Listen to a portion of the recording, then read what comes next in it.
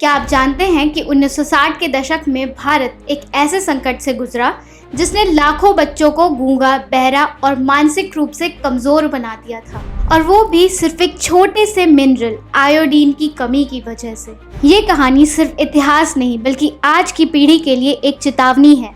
तो चलिए जानते हैं आखिर क्या हुआ था 1960 के दशक में। आइए कुछ समय पीछे चलते हैं।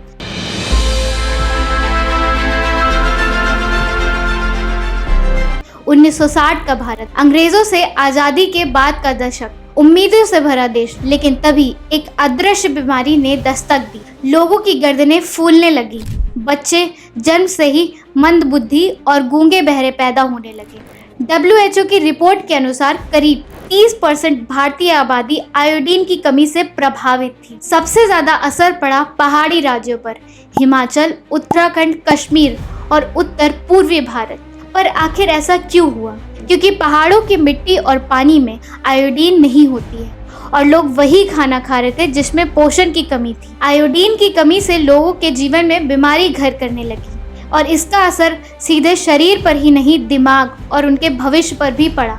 लाखों लोग गड़माला से पीड़ित हुए, गर्दन में सूजन, कई बच्चे क्रेटिनिज्म के शिकार हुए, यानी मानसिक और शारीरिक विकास रुक गया। बच्चे बोलने और सुनने की क्षमता खोने लगे। बच्चों के IQ में भी औसतन 13.5 अंक की गिरावट देखी गई और पूरे देश में इसकी नकारात्मक प्रभाव देखा जाने लगा। स्कूलों में ड्रॉप आउट बढ़ा, रोजगार की क्षमता घटी और भारत का विकास जैसे थम सा गया। 1962 में शुरू हुआ नेशनल ग्वाइटर कंट्रोल प्रोग्राम। 1983 में इसे और मजबूत बनाकर इसका नाम रखा गया NIDDCP।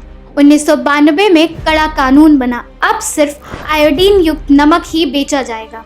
टीवी, रेडियो, स्कूल में अभियान चले, सिर्फ आयोडीन युक्त नमक खाओ। सरकार ने सप्लाई चेन बनाई ताकि दूर दराज गाँव में भी आयोडाइज नमक पहुंचाया जा सके। आज भारत ने इस लड़ाई में बहुत कुछ हासिल किया है। 95% घर पर आयोडीन युक्त नमक इस्तेमाल करते हैं, लेकिन फिर भी कुछ गांव और गरीब इलाकों में जागरूकता की कमी है और गर्भवती महिलाओं और छोटे बच्चों के लिए ये खतरा अब भी बरकरार है, क्योंकि आयोडीन ना हो तो दिमागी विकास रुक जाता है और वो नुकसान स्थायी होता है। सरकार के साथ साथ आम जनमानस में जागरूकता से इस संकट से पूरी तरीके से मुक्ति मिल सके। अब ये हम सब की जिम्मेदारी है अपनी और अपने परिवार की सेहत की। हमेशा पैक्ड और आयोडीन युक्त नमक ही खरीदें। लूज या अनब्रांडेड नमक से बचें। Say no to loose and unbranded salt. गर्भवती महिलाएं डॉक्टर से सलाह लेकर आयोडीन सप्लीमेंट लें। बच्चों के खाने में मछली, अंडा, दूध और दही शामिल करें। नमक को एयरटाइट डिब्बे में रखें ताकि आयोडीन उड़ न जाए। अगर थकान, वजन बढ़ना